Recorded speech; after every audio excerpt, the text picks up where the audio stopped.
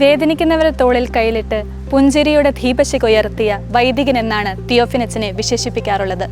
ധന്യ പദവിയിലേക്ക് ഉയർത്തിയ ഇന്ത്യയിലെ ആദ്യത്തെ കപ്പുച്ചീൻ എന്ന ബഹുമതിയും തിയോഫിനച്ചന് സ്വന്തം.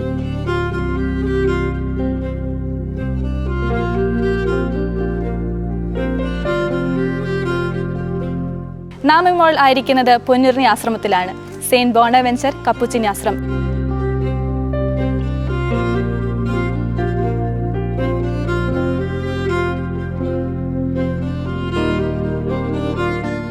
തിയോഫിനച്ചൻ ധന്യ പദവിയിലോട്ട് പോകുമ്പോൾ എന്തായാലും ചുറ്റുമുള്ള സമൂഹം ഒരുപാട് എക്സൈറ്റഡും ഹാപ്പി ആയിരിക്കുമല്ലോ.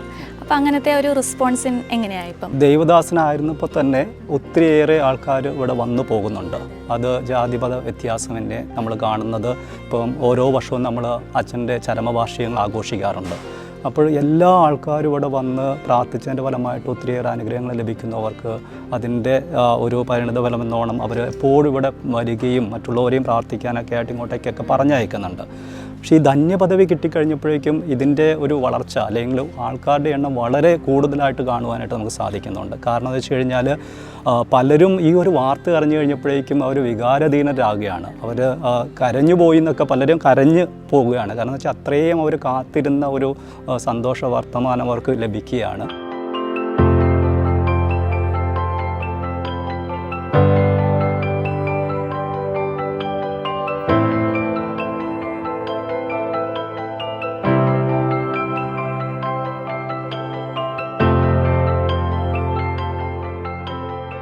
അപ്പോൾ സത്യം പറഞ്ഞാൽ ഞാൻ ഇങ്ങോട്ടേക്ക് വലിയൊരു ആശ്രമത്തിൻ്റെ സുപ്പീരിയറായിട്ട് തന്നെ നിയമിച്ചപ്പോൾ ഞാൻ സത്യം പറഞ്ഞാൽ വലിയ ധന്യരായിട്ട് അല്ലെങ്കിൽ ഒത്തിരി വിശുദ്ധരായിട്ടുള്ള ആൾക്കാർ വൈദികർ കടന്നുപോയ ഒരു സ്ഥലമാണിത്. അപ്പോൾ അതിനുള്ള അർഹതയുണ്ടോ എന്ന് വരെ ഞാൻ സ്വയം ചിന്തിച്ചിട്ടുണ്ട്. പക്ഷേ ഇവിടെ വന്നു കഴിഞ്ഞപ്പോഴേക്കും ഇവിടുത്തെ ആ ഒരു അറ്റ്മോസ്ഫിയർ, അതിൻ്റെ ഒരു ശാന്തതയും കാര്യങ്ങളൊക്കെ എനിക്ക് മനസ്സിലാക്കാൻ സാധിച്ചത് തിയോഫിനച്ചൻ്റെ ആ സാന്നിധ്യം ഇപ്പോഴും ഈ മണ്ണിലുണ്ട്.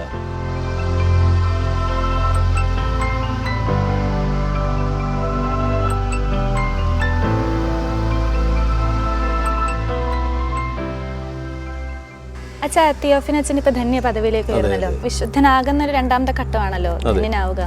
അപ്പൊ ആ ഒരു ജേണി എങ്ങനെയായിരുന്നു? തിയോഫിനച്ചൻ ജീവിച്ചിരുന്നപ്പോൾ തന്നെ ഒരു വിശുദ്ധിയുടെ സാന്നിധ്യമായിരുന്നു.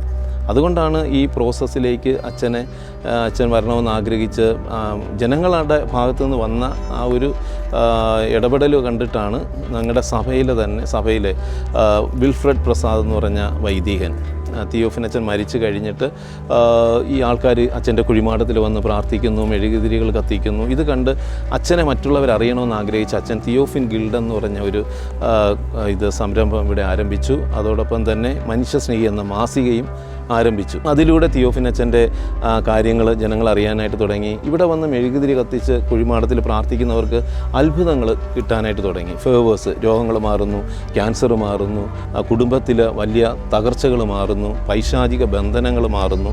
അത് അച്ഛൻ ജീവിച്ചിരുന്നപ്പോൾ തന്നെ ആളുകൾ അനുഭവിച്ചതാണ്. മരിച്ചു കഴിഞ്ഞിട്ടും ഇതിങ്ങനെ അനുഭവിക്കാൻ തുടങ്ങി കഴിഞ്ഞപ്പോൾ രൂപതാ തലത്തിൽ അച്ഛൻ്റെ നാമകരണ നടപടിയുടെ ആരംഭം കുറിക്കാനായിട്ട് രൂപത മെത്രാൻ്റെ തീരുമാനത്തോടുകൂടി പ്രവർത്തനങ്ങൾ ആരംഭിച്ചു. അതിൻ്റെ ഭാഗമായിട്ടാണ് ആദ്യം ദൈവദാസൻ എന്നുള്ള പദവി കൊടുക്കുന്നത്. അപ്പോൾ ആ ദൈവദാസൻ്റെ പദവി കൊടുക്കുന്ന ആ കാലഘട്ടത്തിൽ തന്നെ ഏകദേശം മരിച്ച് 46 വർഷങ്ങൾക്ക് ശേഷം അച്ഛൻ്റെ കുഴിമാടം തുറന്ന് ആ ശരീരം, ഭൗതിക ശരീരം എടുത്ത് ഇപ്പോൾ സ്ഥാപിച്ചിരിക്കുന്ന സ്ഥലത്താണ് കബറടത്താണ് വച്ചിരിക്കുന്നത്. അച്ഛൻ്റെ ശരീരം ഡോക്ടേഴ്സും അതുപോലെ തന്നെ എക്സ്പേർട്സും രൂപതയിലുള്ള പ്രധാനപ്പെട്ട ആളുകളൊക്കെ നിന്നിട്ടാണ് ഈ ശരീരം പുറത്തെടുക്കുമ്പോൾ തന്നെ അതിൽ അച്ഛൻ്റെ വിശുദ്ധി വിളിച്ചറിയിക്കുന്ന രീതിയിലുള്ള അടയാളങ്ങൾ അത് കണ്ടു. അത് കഴിഞ്ഞ് അത് ഭൗതിക ശരീരം പിന്നെ അത് ക്രമീകരിച്ച് അവിടുത്തെ കല്ലറയിൽ സ്ഥാപിച്ചു. അത് കഴിഞ്ഞ് ഇത് വീണ്ടും ഇതിൻ്റെ സഭാ നടപടികളുടെ ഭാഗമായിട്ട് സഭാ കോടതി അതുപോലെ തന്നെ അങ്ങനെയുള്ള കാര്യങ്ങളൊക്കെ ഉണ്ട്. അതിൻ്റെ പ്രവർത്തനങ്ങൾ ഇവിടെ ആരംഭിച്ചു. ആൻഡ്രൂസ് അച്ഛനും അതുപോലെ തന്നെ ബോബി ജോസ് അച്ഛനും ഒക്കെ ആദ്യകാലങ്ങളിൽ അതിൻ്റെ കാര്യങ്ങളിൽ വ്യാപൃതരായിരുന്നു. അപ്പോൾ ഒത്തിരി ഡോക്യുമെൻറ്റ്സ് അത് ക്രമീകരിക്കണം. അച്ഛനെ കണ്ടുമുട്ടിയുള്ള ആൾക്കാർ അച്ഛനോട് പ്രാർത്ഥിച്ച് ഫേവേഴ്സ് കിട്ടിയിട്ടുള്ളവരുടെ കാര്യങ്ങൾ, ഇതെല്ലാം ഇങ്ങനെ ഒത്തിരി കാര്യങ്ങളുണ്ട്. അതെല്ലാം ഡോക്യുമെൻ്റ് ആക്കി അത് വത്തിക്കാനിൽ സമർപ്പിക്കും. വത്തിക്കാൻ അത് പഠിക്കും. അവിടെ പഠിച്ച് അവർ മനസ്സിലാക്കും. അവർ ഇതിനെക്കുറിച്ച് ആഴമായി മനസ്സിലാക്കിയിട്ട് വിശുദ്ധ പദവിയിലേക്ക് കടന്നു പോകാനായിട്ടുള്ള ക്വാളിറ്റീസ് ഉണ്ടോ എന്ന് മനസ്സിലാക്കിയിട്ട് അവർ രണ്ടാമത്തെ സെക്ഷനിൽ ധന്യനായിട്ട് പ്രഖ്യാപിക്കും. ഇനി 2 ഘട്ടങ്ങളുണ്ട്, വാഴ്ത്തപ്പെട്ട പിന്നെ വിശുദ്ധ. ഈ വാഴ്ത്തപ്പെട്ട അവസ്ഥ എത്തണമെങ്കിൽ നല്ലൊരു മിറക്കിൾ ഉണ്ടായിരിക്കണം, വലിയ ശക്തമായ മിറക്കിൾ. അതായത് മെഡിക്കൽ സയൻസ് അക്സെപ്റ്റ് ചെയ്യണം. കാരണം അവരുടെ പരിമിതികൾ അവരംഗീകരിച്ചിട്ട് ഇതൊരു ഗോഡ് ഇൻ്റർവെൻഷൻ, ദൈവത്തിൻ്റെ ഒരു ഇടപെടലുണ്ടായിട്ടുണ്ടെന്ന് പറയുന്ന ആ ഒരു മെഡിക്കൽ സർട്ടിഫിക്കറ്റോടുകൂടി നമ്മൾ അത് അവിടെ കൊടുക്കുകയാണെങ്കിൽ അച്ഛൻ്റെ അടുത്ത സ്റ്റേജിലേക്ക് അച്ഛൻ ഉയരും, പിന്നെ വിശുദ്ധനായിട്ട് മാറും. അച്ഛൻ പറഞ്ഞല്ലോ തിയോഫിൻ അച്ഛന് ഒരുപാട് നന്മകൾ ഉണ്ടായിരുന്നു, അച്ഛൻ്റെ ഒരു വിശുദ്ധിയാണ് അച്ഛനെ ഒരു ധന്യനിലോട്ട് ഉയർത്തിയതെന്ന് പറഞ്ഞു. ആ അച്ഛൻ്റെ ഏറ്റവും ഒരു ബ്യൂട്ടിഫുൾ ആയിട്ടുള്ള വേർച്യു അച്ഛനെ ആകർഷിച്ചത് ഏതായിരിക്കും? അച്ഛൻ്റെ വാക്കുകൾ അവിടെ കുഴിമാടത്തിൽ അവിടെ മനോഹരമായിട്ട് എഴുതി വെച്ചിട്ടുണ്ട്. നടപടി പുസ്തകത്തിലൊരു വാക്യമുണ്ട്, അതിനോട് ചേർത്ത് വെച്ചുകൊണ്ടുള്ള ഒരു വാക്യമാണ്. നടപടി പുസ്തകത്തിൽ പറയുന്നുണ്ട്, ഈശോ നന്മ ചെയ്ത് നടന്നു നീങ്ങി എന്നുള്ള. ദൈവദാസൻ തിയോഫിനച്ചനെ കുറിച്ച് പറയുന്നത്, വേദനിക്കുന്ന മനുഷ്യൻ്റെ തോളിൽ കൈയിട്ട് പുഞ്ചിരിയുടെ ദീപശിഖ ഉയർത്തിപ്പിടിച്ച കർമ്മയോഗിയായ തിയോഫിനച്ചൻ ഇവിടെ മനുഷ്യരെ കാത്തിരിക്കുന്നു. അച്ഛൻ ജീവിച്ചിരുന്നപ്പോഴും വേദനകളുമായിട്ടാണ് ആൾക്കാർ വരുന്നത് തന്നെ. ആശ്രമത്തിൽ അച്ഛന്മാരെ കാണാൻ വരുന്നത് അവരുടെ വേദനകളും നൊമ്പരങ്ങളുമായിട്ടാണ്. പക്ഷേ അവരുടെ ജീവിതത്തിൽ ഈ തിയോഫിനച്ചൻ സ്നേഹത്തോടെ സാന്ത്വനമായിട്ട് നിന്ന് പ്രവർത്തിച്ചു. പിന്നെ അച്ഛന് വളരെ ഈ ഡെലിവറൻസിൻ്റെ പവർ ഉണ്ടായിരുന്നു. അച്ഛൻ ചില സ്ഥലങ്ങളിലൊക്കെ ഡെലിവറൻസിൻ്റെ പവർ അത് പ്രത്യക്ഷത്തിൽ കണ്ടിട്ടുണ്ട് ഒത്തിരി പേര്. ചില സ്ഥലങ്ങളിൽ ചെല്ലുമ്പോൾ തിന്മയുടെ അന്ധകാര ശക്തികളുടെ പ്രവൃത്തികൾ അച്ഛന് തിരിച്ചറിയാൻ പറ്റും. അച്ഛൻ അവയെ ശാസിക്കും. അവിടെയുള്ള എന്തെങ്കിലും ആ തിന്മയുടെ ശക്തിയുമായി ബന്ധപ്പെട്ട വസ്തുക്കളുണ്ടെങ്കിൽ അച്ഛൻ അത് എടുക്കും.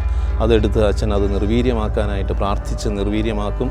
അച്ഛനെക്കുറിച്ച് പറയുന്ന എല്ലാവർക്കും അച്ഛൻ ഒരു വല്യച്ഛനെന്നാണ് പറയുന്നത്. കാരണം വരുന്നവർക്കൊക്കെ അച്ഛൻ്റെ സാന്ത്വനം കിട്ടും.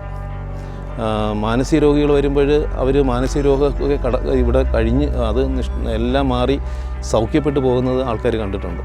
കൈയും കാലും കെട്ടിയിട്ടൊക്കെ ആൾക്കാരെ കൊണ്ടുവരുന്നത് ഇതൊക്കെ ഞങ്ങൾ കേൾക്കുന്നതാണ്, ഇപ്പോഴും പറയുന്നുണ്ട് ആൾക്കാർ. പിന്നെ ഞങ്ങൾ വീട് വെഞ്ചരിക്കാനൊക്കെ പോകുമ്പോൾ തിയോഫിനച്ചൻ ഇവിടെ വന്നിട്ടുണ്ട്, തിയോഫിനച്ചൻ വന്ന് ഞങ്ങളുടെ വീട് വെഞ്ചരിച്ചിട്ടുണ്ടെന്നൊക്കെ പറയുമ്പോൾ അത് കേൾക്കുമ്പോൾ ഒരു വലിയ സന്തോഷമുണ്ട്. ഒരു വിശുദ്ധൻ്റെ ആ പാതകൾ പിൻചൊല്ലുവാനായിട്ട് കടന്നു ചെല്ലുന്ന ഒരു സന്തോഷം അത് ഞങ്ങൾക്ക് അനുഭവിക്കാൻ പറ്റുന്നുണ്ട്. തിയോഫിനച്ചൻ്റെ പേരിൻ്റെ അർത്ഥം ദൈവത്തിൻ്റെ വെളിപാടെന്നായിരുന്നു. ജനങ്ങൾക്കിടയിൽ അച്ഛനെ എല്ലാവരും വല്യച്ഛൻ എന്നാണ് വിളിച്ചുകൊണ്ടിരിക്കുന്നത്. അപ്പം ആ ഒരു കാര്യത്തിൽ എങ്ങനെയാണ് അച്ഛൻ വല്യച്ഛൻ എന്ന ആ ഒരു കാര്യത്തിലോട്ട് എത്തതും പിന്നെ ആ ഒരു പേരിന് എങ്ങനെ അച്ഛൻ നീതി പുലർത്തിയായിരുന്നു? വല്യച്ഛനെന്ന് പറയാനായിട്ട് അച്ഛന് അടുത്ത് നമുക്ക് ഫ്രീ ആയിട്ട് ഇടപെടാൻ പറ്റും ആർക്കും. കൊച്ചു കുട്ടികൾ മുതൽ വല്യച്ഛന്മാർ വരെ അച്ഛൻ്റെ അടുത്തേക്ക് വരാനായിട്ടുള്ള ഒരു ഫ്രീഡം ഉണ്ടായിരുന്നു. അതാണ് അതിൻ്റെ പ്രത്യേകത. അതായത് കൊച്ചുകുട്ടികൾ ഇവിടെ 2 സ്കൂളുകളുണ്ട്, CKC സ്കൂള് അതുപോലെ സെൻറ്റ് റീത്ത സ്കൂള്. ഈ 2 സ്കൂളിലെ കുട്ടികളും ഈ ആശ്രമത്തിൽ ഇവിടെ വരും. തിയോഫിനച്ചൻ ജീവിച്ചിരുന്ന സമയത്ത് അച്ഛൻ അവരെയൊക്കെ വളരെ സ്നേഹത്തോടെ അവരോട് ഇടപെടും, അവർക്ക് മിഠായി കൊടുക്കും, അവർക്ക് വേണ്ടി പ്രാർത്ഥിക്കും. പരീക്ഷ സമയത്തൊക്കെ അവരെ ആശീർവദിച്ച് പ്രാർത്ഥിച്ച് വിടും. അപ്പോൾ പരീക്ഷകളൊക്കെ ജയിക്കും. അങ്ങനെ കുട്ടികൾക്കൊക്കെ ഒരു വല്യച്ഛനായിരുന്നു. പിന്നെ യുവാക്കളൊക്കെ ഇവിടെ ആശ്രമത്തിൽ കടന്നു വരുമ്പോഴും തിയോഫിനച്ചൻ അവർക്ക് സമീപസ്ഥനായിരുന്നു. അതോടൊപ്പം തന്നെ കുടുംബജീവിതം നയിക്കുന്നവർ അവർ പല പ്രശ്നങ്ങളുമായിട്ടൊക്കെയാണ് വരുന്നത്. കുടുംബജീവിതത്തെ വളരെ ഗൗരവമായിട്ട് തിയോഫിനച്ചൻ കണ്ടിട്ടുണ്ട്. അതുകൊണ്ടാണ് അച്ഛൻ്റെ വാക്കുകൾ, അച്ഛൻ്റെ ആത്മീയതയും അതുപോലെ അച്ഛൻ്റെ ആ ഒരു ചൈതന്യവും മനസ്സിലാക്കണമെങ്കിൽ അച്ഛൻ്റെ വാക്കുകളും എഴുത്തുകളും നമ്മളൊന്ന് വായിച്ചാൽ മതി. അതിലെ കുടുംബജീവിതക്കാരോട് അച്ഛൻ പറയുന്നത്, ജീവിതമാകുന്ന മഹാസമുദ്രത്തിൽ കാറ്റും കോളും ഇളകി ആടുമ്പോൾ മനുഷ്യന് സുരക്ഷിതത്വം നൽകുന്ന തുറമുഖമാണ് കുടുംബം. അപ്പോൾ കുടുംബം നഷ്ടപ്പെട്ടു കഴിഞ്ഞാൽ പോയി, കാരണം ജീവിതം പോയി എന്നുള്ള ആ ഒരു വ്യക്തി തിരിച്ചറിയണം. അവനായിരിക്കുന്ന കുടുംബത്തെ ഗൗരവമായിട്ട് എടുക്കണം എന്നുള്ള അത് നശിപ്പിക്കുന്ന കുടുംബത്തെ സമാധാനം നശിപ്പിക്കുന്ന മദ്യപാനം, മറ്റുള്ള അവിശ്വസ്തത, സംശയം, ഇതൊക്കെ അച്ഛൻ ഗൗരവമായിട്ടെടുത്ത് തൻ്റെ അടുത്ത് കൗൺസിലിങ്ങിന് വരുന്നവരോട് ശക്തമായി അത് അച്ഛൻ നയപരമായി ഇടപെട്ട് അവരെ മാറ്റി അവരുടെ ജീവിതത്തെ അനുഗ്രഹമാക്കിയിട്ടുണ്ട്. അച്ഛൻ ഒരു പക്ഷേ ഇവിടുത്തെ ഒരു നാട്ടുകാർ അല്ലെങ്കിൽ അവരുടെ പൂർവികരൊക്കെ തിയോഫിനച്ചൻ്റെ ഒപ്പം നടന്നവരായിരിക്കും. തീർച്ചയായിട്ടും ഒത്തിരി പേരുണ്ട്. അപ്പോൾ അവർക്ക് എന്താണ് തിയോഫിനച്ചനെ കുറിച്ച് എടുത്ത് പറയാനുള്ളത്?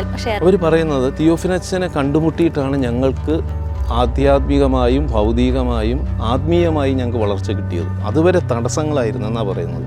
കുടുംബത്തിൽ അസമാധാനം, കുടുംബത്തിൽ അധ്വാനിച്ചിട്ടും അവർക്ക് ഒരു സാമ്പത്തിക ഉയർച്ച കിട്ടുന്നില്ല, മക്കളുടെ ജീവിതത്തിൽ കുടുംബജീവിതത്തിൽ പ്രശ്നങ്ങളായിരുന്നു, പിന്നെ ദാരിദ്ര്യത്തിൻ്റെ അവസ്ഥയിലൊക്കെ കടന്ന് തിയോഫിനച്ചൻ വന്ന് പ്രാർത്ഥിച്ച് വെഞ്ചരിച്ച് കഴിഞ്ഞപ്പോൾ അവരുടെ ഈ മേഖലകളിലൊക്കെ വളർച്ചയുണ്ടായി എന്ന് പറയാറുണ്ട്.